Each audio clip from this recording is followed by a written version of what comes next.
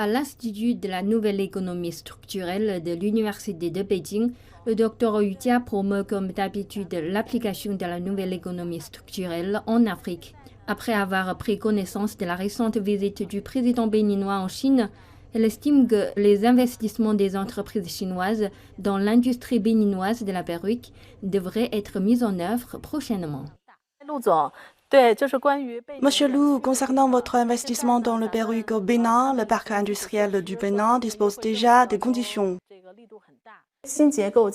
Les idées clés de la nouvelle économie structurelle consistent en marché efficace et gouvernement facilitateur. L'un des rôles de notre groupe est d'utiliser la théorie de la nouvelle économie structurelle pour fournir les recommandations politiques en faveur du développement dans de nombreux pays en développement. Le Bénin en fait partie. Depuis 2016, à l'invitation du président du Bénin, Patrice Talon, notre équipe a mené plusieurs séries de recherches et nous avons finalement formulé des suggestions qui ont contribué à promouvoir la promulgation de la première loi sur les zones économiques spéciales du Bénin. Nous avons également recommandé la création de l'Agence de promotion des investissements et des exportations pour faciliter la formulation et la mise en œuvre de politiques attirant les investissements étrangers.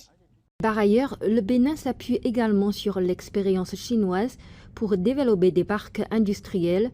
Après avoir étudié de nombreuses industries, le Bénin a décidé de commencer par le développement à court terme de l'industrie de la perruque.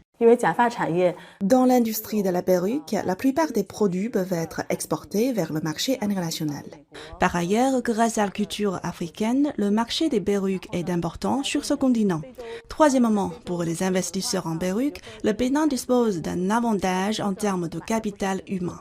Ainsi, en commençant par les perruques, il est possible de répondre rapidement en un peu de temps aux besoins concernant la création d'emplois et l'augmentation des recettes de l'exportation. À l'avenir, la transition se fera vers d'autres industries telles que l'habillement et le textile. Dans ce processus, basé sur ses propres avantages comparatifs, le Bénin réalisera progressivement sa transformation industrielle.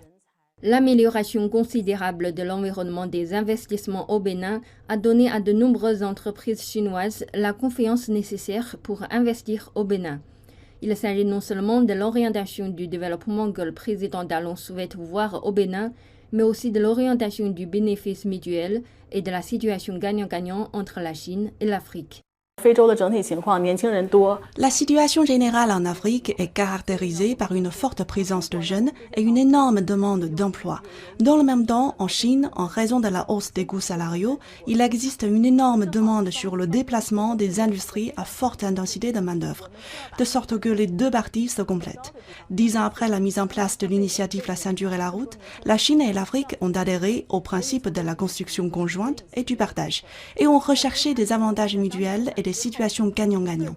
Il aide à espérer que la théorie de la nouvelle économie structurelle servira plus de pays africains à l'avenir et les aidera à réaliser leur transformation industrielle.